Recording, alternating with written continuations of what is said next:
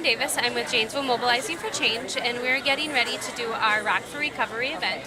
Formerly, this was known as Hope Over Heroin.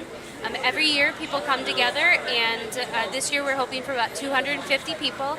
We have more than 32 vendors that are going to be sharing resources, treatment options, other services that folks might need, and also support groups so that individuals who are in recovery or wanting to be in recovery know where they can go to get help.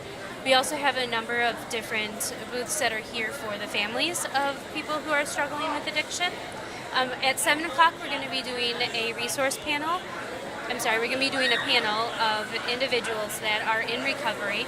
We're also going to have one person speak. Her name is Marcia Galvin. She's with Rock Valley Community Programs. Following her, it'll be Brandon Cook, Nicole Shipler, and Dr. Richard Barney are going to tell us how they came to be in recovery. Thank you guys all for coming tonight. My name is Erin Davis. I am the director of Janesville Mobilizing for Change and a member of the Rock County Prescription Drug Abuse and Heroin Task Force. Together with other members of the task force, we work together to reduce the number of cases of infants born in Rock County with neonatal abstinence syndrome, reduce the number of adolescents in Rock County that begin using prescription drugs or opiates, and to reduce the number of opioid-involved deaths, overdose deaths. Some of the activities that we've done to work towards this goal include drug takebacks, hidden in plain sight events, distribution of information about long-acting reversible contraceptives, overdose prevention training, and of course, Rock for Recovery.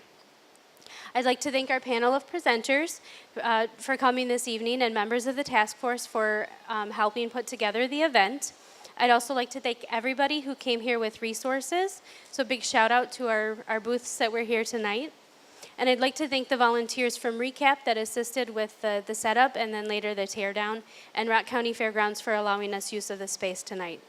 Mostly I'd like to thank you for coming, for caring enough about the issues in our community that you're here and you're willing to do something about it and to help. We know that the problem is big.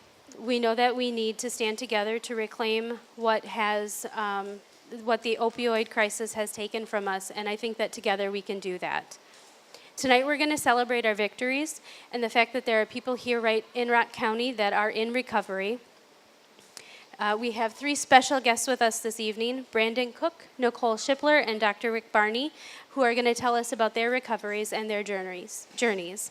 We also have with us Marcia Galvin from Rock Valley Community Programs, and she's going to talk to us about recovery coaching programs and the great strides that are being made through Rock Valley to combat the substance use disorders that we're seeing. Following the presentation, we are going to be doing a candlelight vigil. This year, because of the high winds that we're having outside, we are going to do it in this space.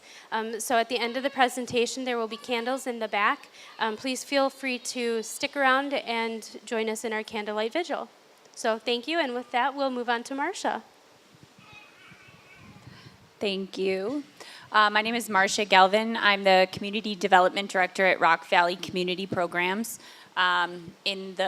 About a year ago, we received a grant to start training recovery coaches to go into the emergency room to help individuals who were experiencing a crisis related to opiate or heroin addictions. Recovery coaches are individuals who are in long-term recovery themselves from one substance or another. Some of them are family members of individuals in recovery or in active addiction. And what happens is when we get the phone call that somebody has had an overdose or that somebody wants help, we send our recovery coaches out. We have a 24/7 call, and they go out to meet them and talk to them. The benefit of having a recovery coach is that it's a person-centered, strength-based approach to recovery. Our goal as recovery coaches is to empower these individuals in their own recovery and assist them in making the choices that they want to make on their path. We embrace all paths of recovery. We support what the individual wants. What we're finding is that when we're listening to these individuals about what has worked for them and what has not, that they're more motivated and excited about their recovery. And so we're hoping to continue that trend. We've been meeting with a lot of community organizations within Rock County to talk about how we can get recovery coaches into their programming to add to what they're currently doing for individuals that they are serving. We've had some individuals that we served as a recovery who are now recovery coaches. They are that far into their recovery that they are deciding that that's something that they want to do. So we're really excited about that. We recently also received a grant from SAMHSA. It's called Project Treat, and it allows us to go, it's an offender reentry program, so it allows us to go into the jail before an individual transitions back into the community to begin planning with them. They have to have a substance use disorder, and we are able to get them into treatment, start planning to get them into treatment immediately upon their release, to hope that we can keep them in towards that recovery path when they exit. So we're really excited about these two programs. Rock County is a mental health professional shortage area, and we're hoping that this recovery coaching, and what we're seeing is that we're helping to bridge the gap between I want help and being able to access it. So thank you.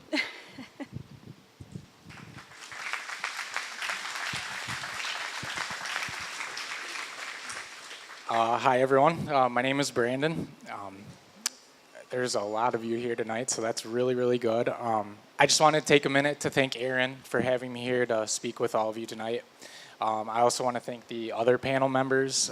The work that you guys do, especially you, Marcia and Aaron, is invaluable.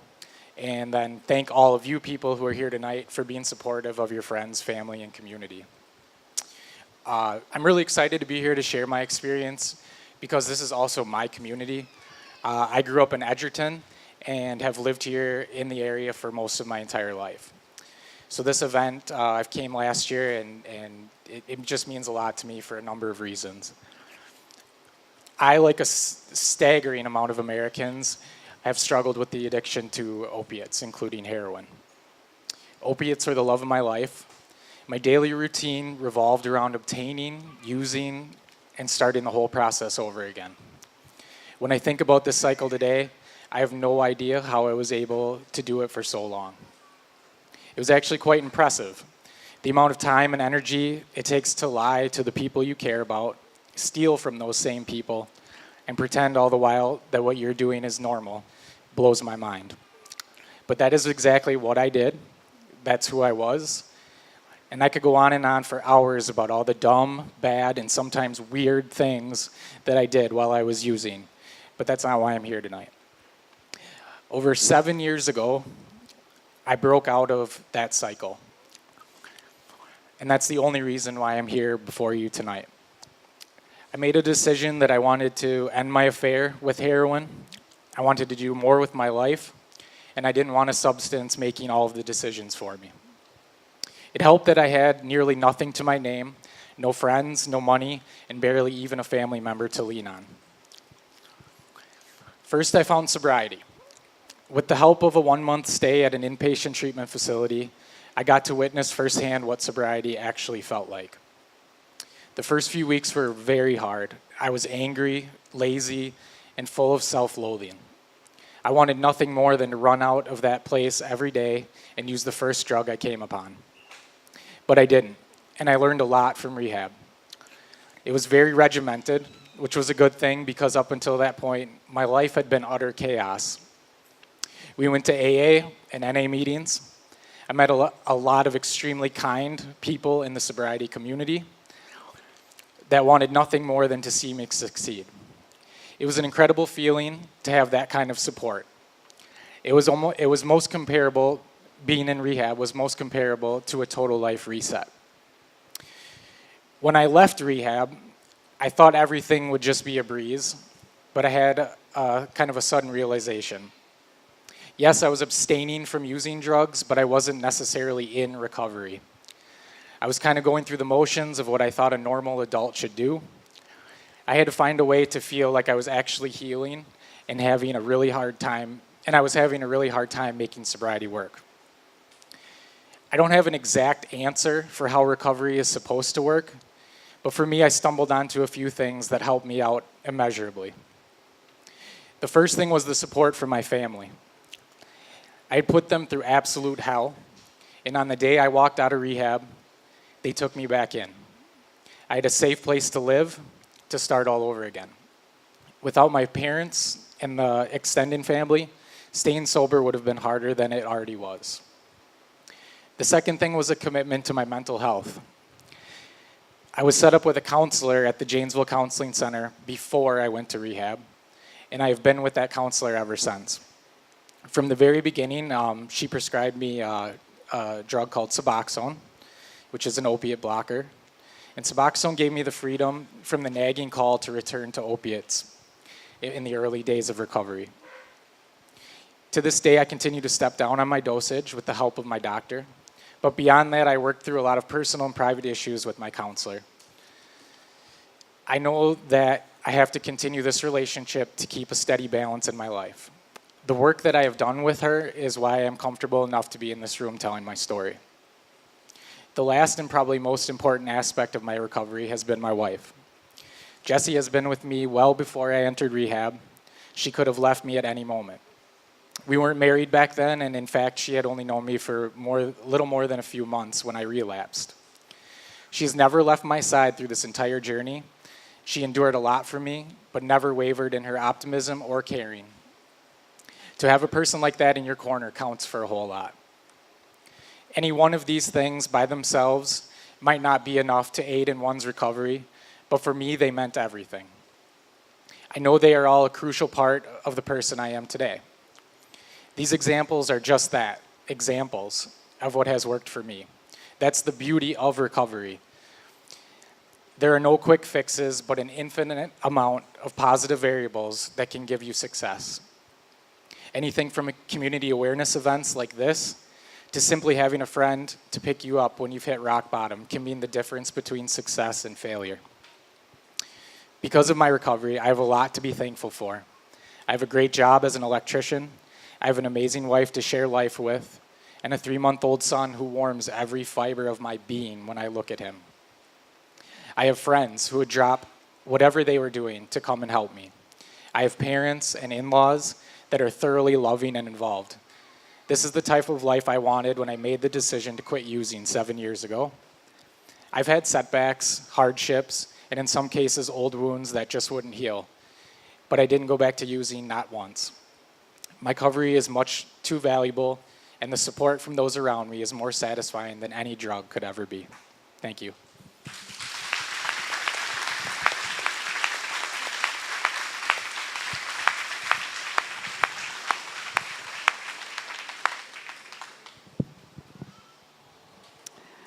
Hi, my name is Nicole Shipler. Look at all the people that I recognize from the recovery community. It's so nice to see so many people. The turnout is more than last year, that's for sure. It's awesome. I think a lot of people don't realize how important it is to have support from their community when it comes to recovery. There's a lot of addicts that feel alone, and like people can't understand them, and it's nice to know that people can relate. So my story, I guess, I started out life as a miserable person. I wasn't happy, and I turned to any substance that worked to numb and to get rid of any feeling at all. And that led me from alcohol and marijuana to eventually heroin, and once that got its clutches in me, then I felt like there was no way to ever get out of that cycle. It was vicious and life-ruining. There's so much that you lose in active addiction. The most important thing that I lost was the support of my family. And not that they didn't support me, but you become a different person in active addiction. And I know that they knew that the person that they knew was in there somewhere, but I was I was so lost to myself that there's only so much that other people can do for you. You have to really want to change. So I had gotten into legal trouble. I lost my license. I ended up in jail. Lost my kids.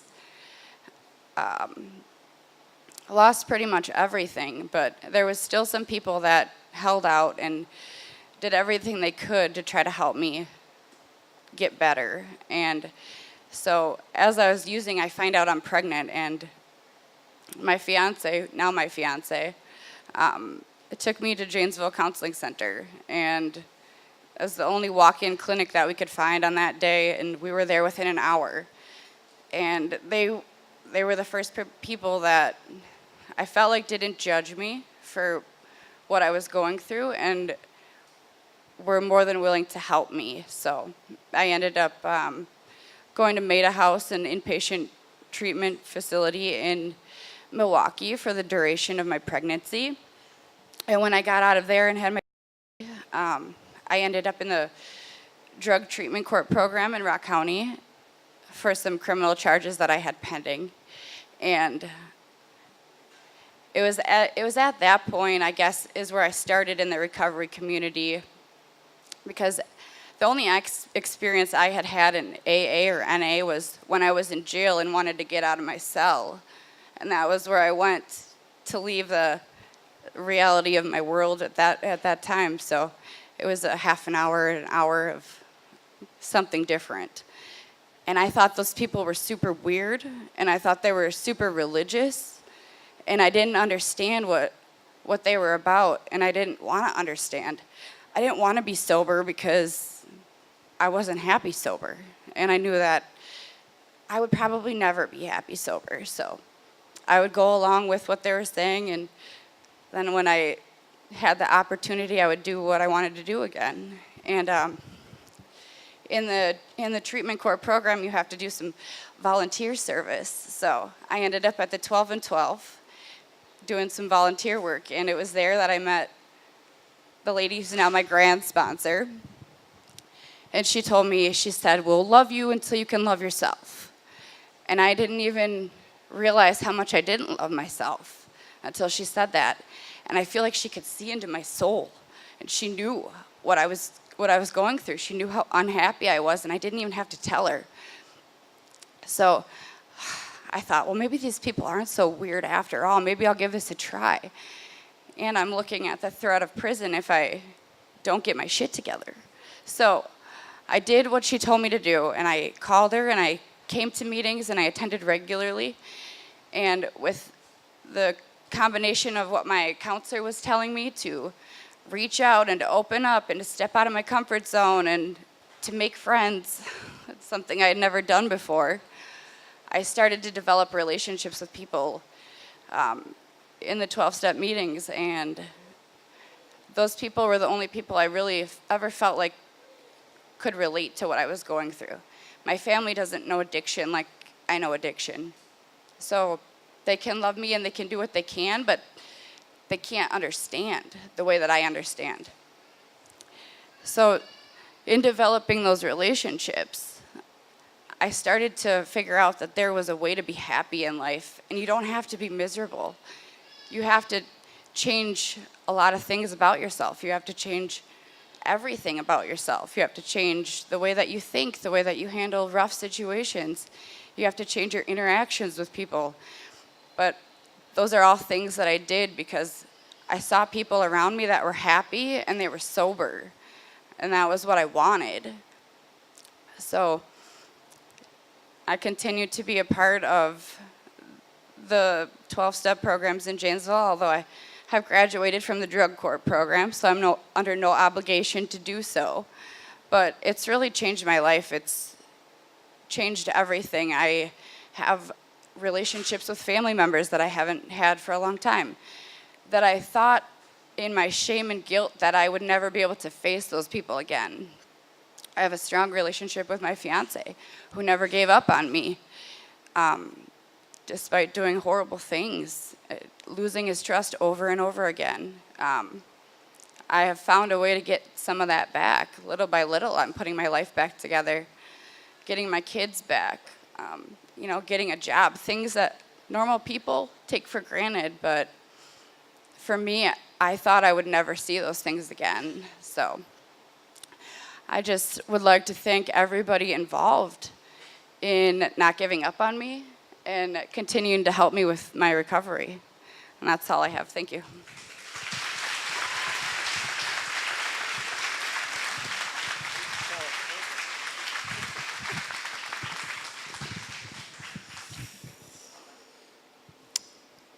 I'd like to thank everybody for coming tonight.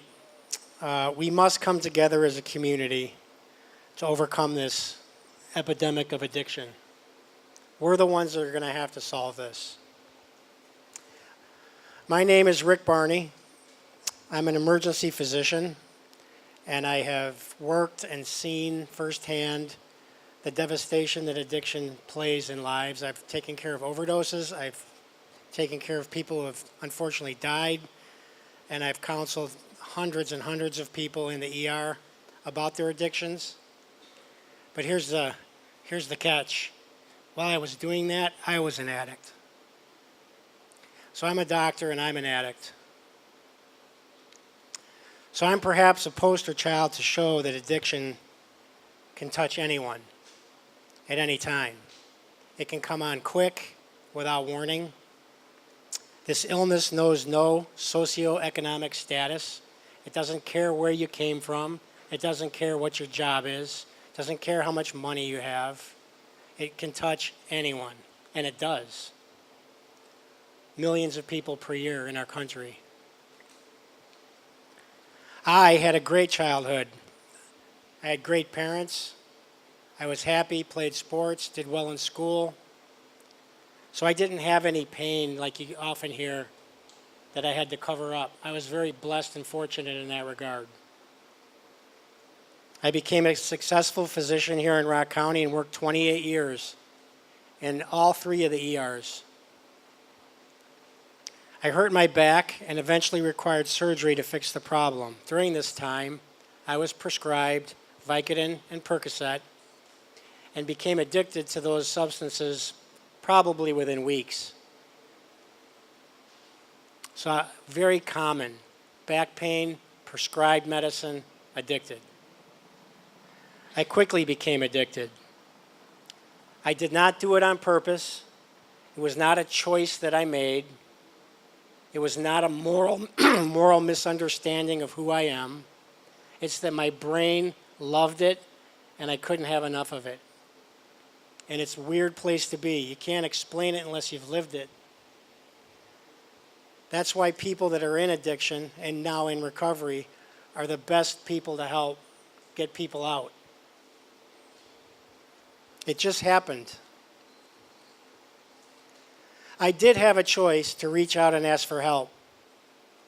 However, the stigma of an addicted physician scared the crap out of me.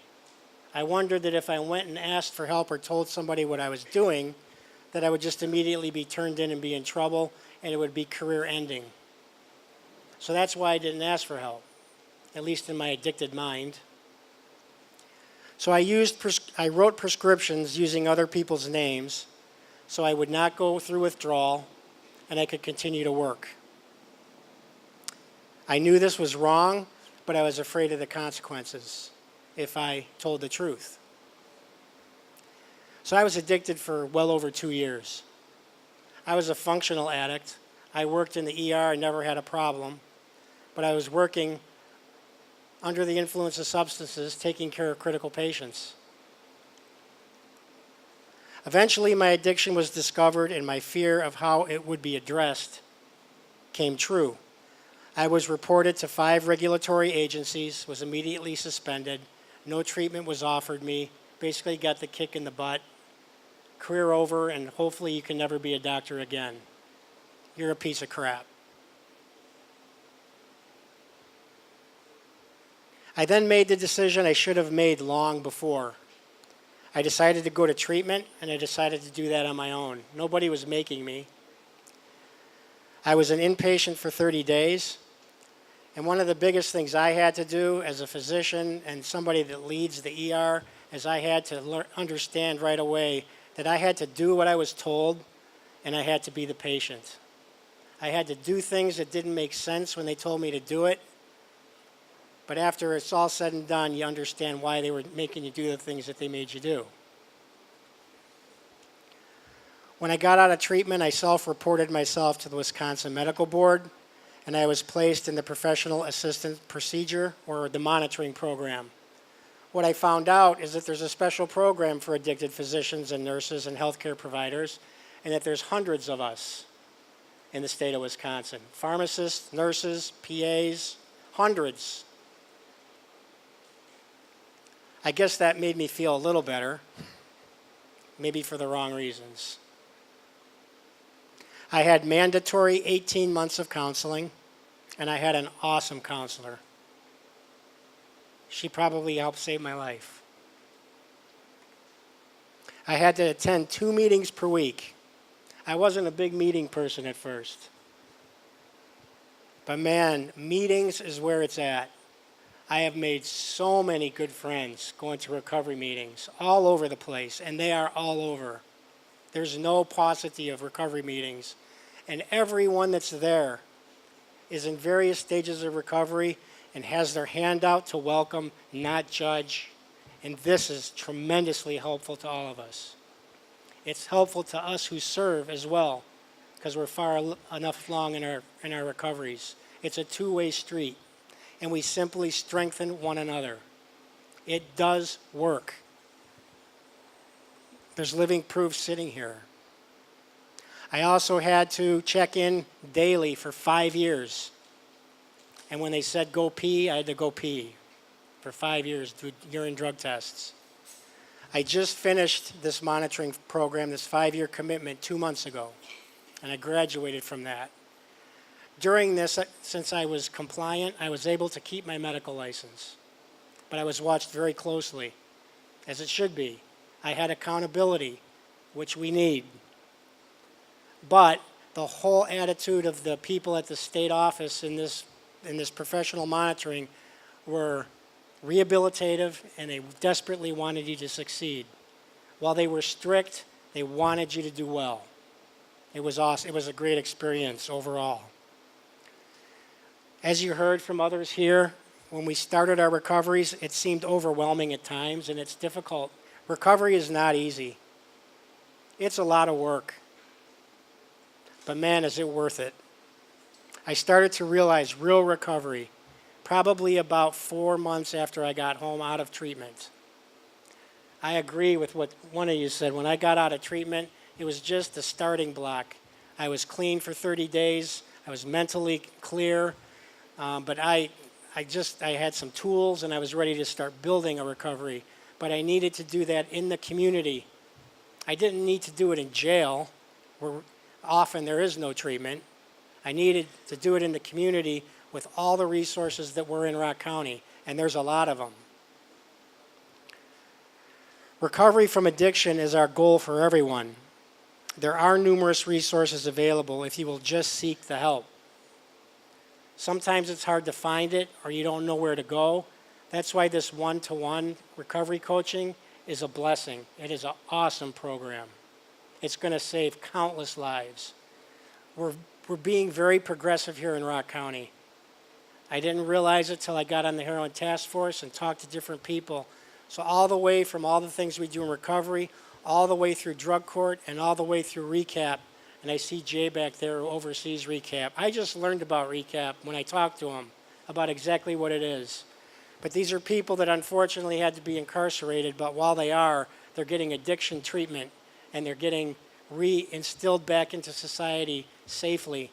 And that's exactly how we should do that. It's the only program of its kind in Wisconsin, right here in Rock County. So we're doing a lot of things right, which is awesome. Recovery is not abstinence. It's a lifelong program which leads to humility, personal insight, and growth. Our entire life changes for the better. Recovery is a beautiful place, and I'm grateful to be where I am 5.5 years sober today. you learn that you can control very little of what goes on in this world.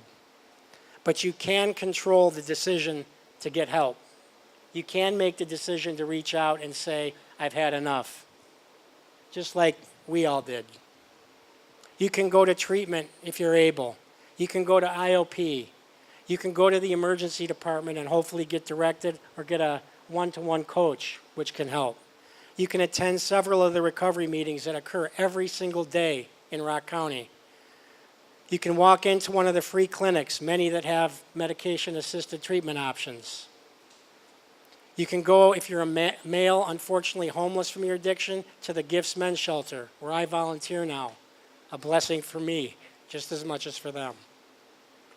There's recovery houses, special projects all over the place by people who care. We have a progressive drug court here, giving people rehabilitative chances, and it has almost a 50% success rate. And then we have recap. So fellow addicts in this room and their loved ones that are struggling with them, there is hope because there is recovery. You have to get to a place where you will be willing to ask for help. Make no mistake, our arms are fully extended to lift you up and begin the journey. Would everyone in the room that's in recovery please stand up? If you're in recovery, please stand up. And stay standing.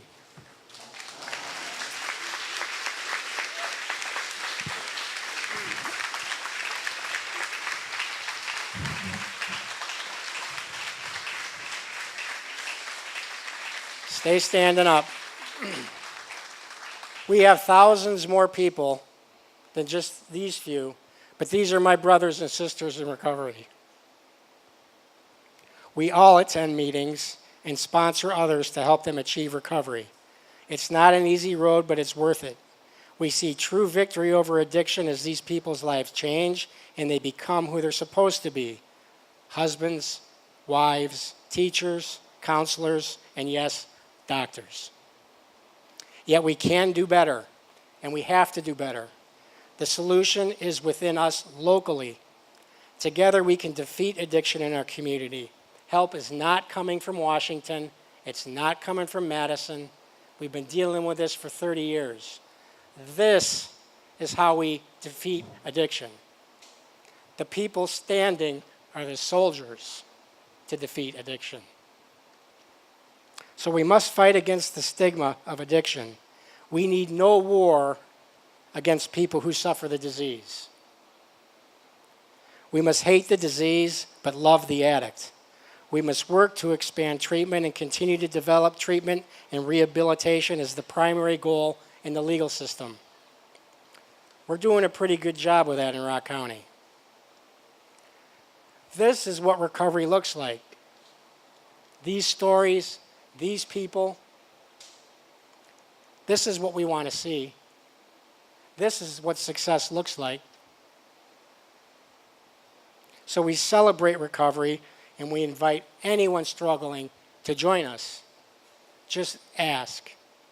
So thanks for standing.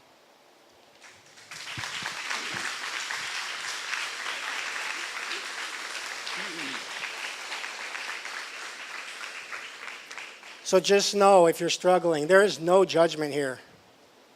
None.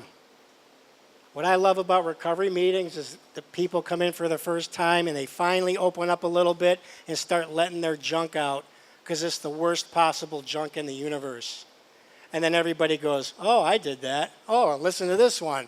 And everybody shares, and all of a sudden, the boogeyman wasn't so bad after all. Once you're starting to recover and you're working to attain your life back, your friends come back, your family comes back, they support you. It's not nearly as bad as you may think.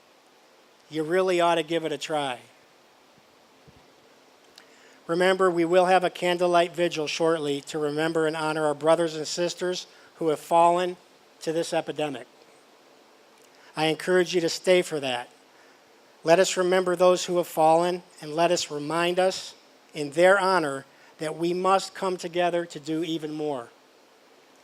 As it says in Ephesians 3:20, now all glory to God who is able through his mighty power within us to accomplish infinitely more than we may think. That's us. Thank you.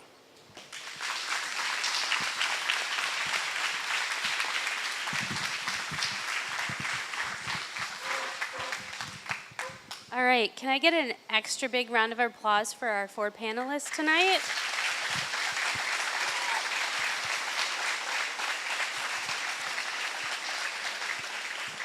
It takes a lot of courage to get up here and share your stories, and we really appreciate all that you 3 have done.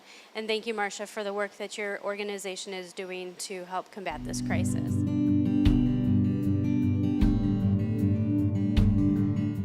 I'm Jane Goldberg. I'm with Janesville Mobilizing for Change. We are a substance abuse prevention coalition in Rock County, and our mission is to reduce and prevent substance abuse especially among youth. We are here tonight because we are prevention experts in the community, and we work with our community partners to increase protective factors and decrease risk factors to ensure that youth do not abuse substances. Check us out at jm4c.org. So my name is Officer Chad Woodman. I run the DROP program. DROP stands for Death, Recovery, or Prison. We're here tonight for the Rock for Recovery event, which is held every year as a resource fair for people who are struggling with substance abuse disorder. I've been in my current position for approximately 3 years. Specifically dealing with the opiate crisis that the rest of the United States has been dealing with. One thing that we do is we find people who have a substance disorder to heroin or opiates, and we find local resources in the area within Rock County and sometimes even outside of Rock County to help them with that disorder and try to get them back on track, try to get their life back together again. Is essentially what we're here for tonight. I've seen some success stories. The one thing when I'm asked how much success do we see, and I guess my answer to that is, how do you define success? Because a person could be clean or in recovery for 364 days. And then on the 365th day, they could have a relapse. I consider that a success. A success could be the fact that they picked up a phone and they called for me asking for a recovery coach because they're tired and they want to stop the cycle that they're in. I see a success as, you know what, Woodman said that there's some bad drugs out there right now. There's some bad heroin. It may be laced with fentanyl or, whatever the daily drug is. Maybe I'll only take half. I know that sounds strange, but in my eyes, that is a success. That is somebody understanding that, hey, I need to either slow down, I need to stop. One thing I do know what it isn't speeding up. So that's kind of how we work this addiction angle. I have a lot of resources that I can put people in touch with. It might not always be a inpatient recovery center. It may not always be medicated assisted treatment right away, but it definitely is layers of people who have been there and done that, recovery coaches, peer support specialists, me. We can help parents too. We have several resources for parents. We have group meetings. We have resources to help parents try to get their loved ones into recovery. And that's what this is all about. This is just people helping people, all right? Being in this position has opened my eyes incredibly to the plight and struggle of what addiction is. So my hope is that we can continue having events here like this one tonight, no matter what the drug of choice is, no matter what the flavor of the day is, all right? Because heroin will be here today. Hopefully it'll be gone tomorrow. But what about the addiction portion? That's really what we need to focus on. How do we conquer addiction? How do we stop it so it doesn't, hurt any more families, hurt any more people?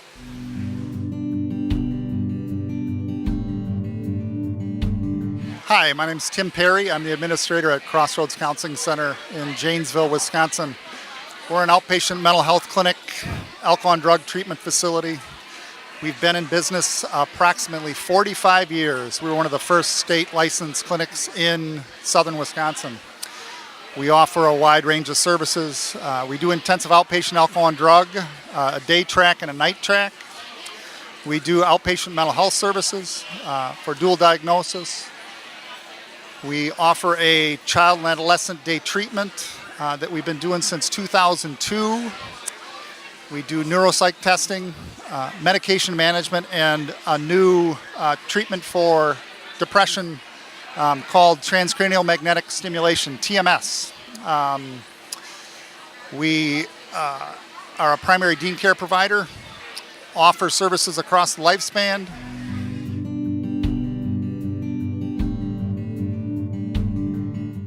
Hi, I'm Tracy Burtis, and I am the founder of Families Fighting Addiction. Families Fighting Addiction is a support group, the support system actually, that supports the families and loved ones of someone that is addicted. So if you've got a child, a grandchild, or even just a coworker that is suffering from addiction, you too are suffering. And so we're here for those people.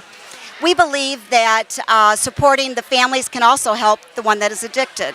And so we offer support not only in our support groups. We have 2 support groups right now, and one is on Thursday nights, and that is at Beloit, the old courthouse on Garden Lane, 250 Garden Lane.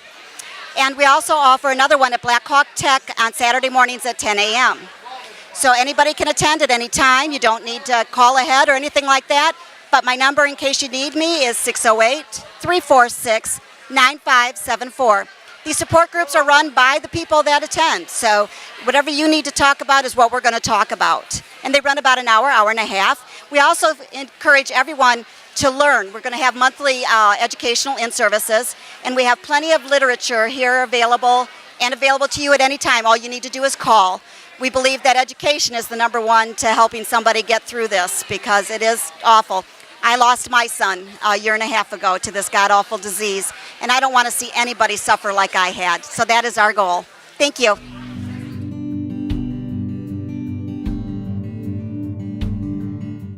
Hi, I'm Rachel Roski, Clinic Manager for HealthNet of Rock County.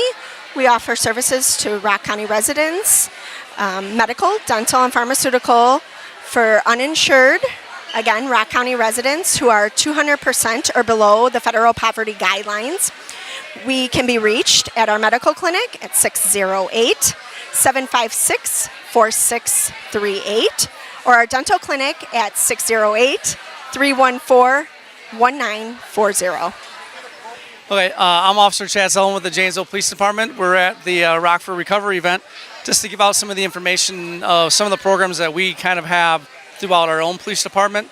We have our own drop program, which Officer Woodman is in charge of, helping people who have overdosed on any drugs, are in recovery. He's trying to get them help with recovery and also get them into treatment as quickly as possible. So that program has been in effect for a while now and has had a lot of success. Some of the other things that we are involved in, we have Officer Stubendick. He's in our street crimes unit, so he's here to give information on some of the work that the drug unit is doing to combat the heroin problem and other prescription pills and things like that we have.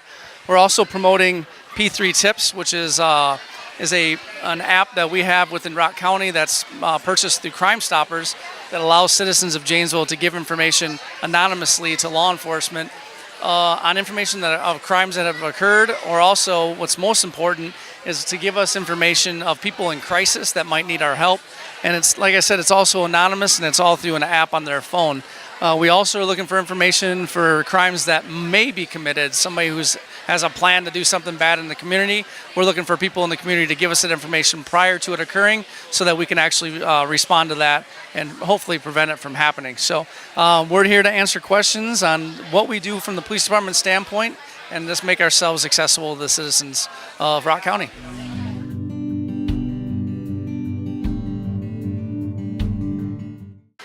Linda Wellnitz from Mercy Health. The main services that we have for patients struggling with addiction is our addiction day treatment program.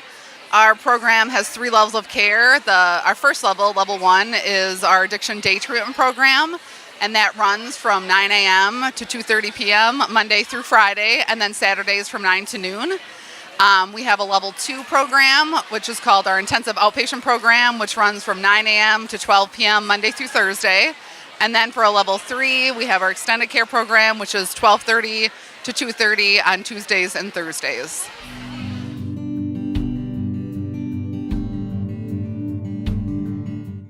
Hi, my name is Joe. I'm one of the nurses at the Rock County Public Health Department. So we're here tonight just with some information about our department, what we can offer there.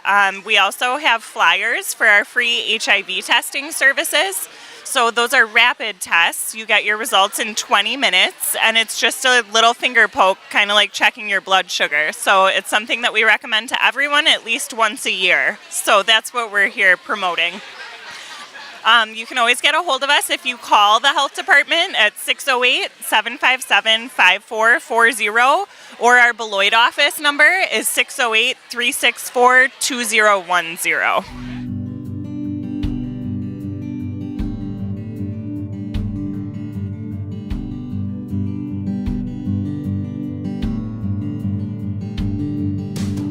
Hi, I'm Nikki Alt from AlAnon. My favorite meeting for AlAnon is a Tuesday night comfort group at St. John's Lutheran in Janesville. These ladies over here, their favorite group is Thursday night adult children AlAnon group. They're both very good groups. I've been going for a couple years now. These people that come to these meetings are so friendly. They have become like family, like brothers and sisters to me. One of the reasons that I go to AlAnon is because I was married to 2 alcoholics and divorced from 2 alcoholics. I myself am a recovering alcoholic. On Halloween this year, I will have 32 years of sobriety. The different meetings, these sheets talk about if you have problems with family members or friends that their drinking bothers you and how they act and react to different situations and things. Very good information. We have schedules here with the whole schedule for the week and a lot of different information. These books right here are daily meditation books to read to help you get through the day and help you cope with the other person's drinking or drug problem. This is a group for the family members and friends. They say it's not to cure the alcoholic. It's not for that. It's how to help you get through your day, through your week, or whatever situation you're in. These people are so accepting of you no matter where you're at.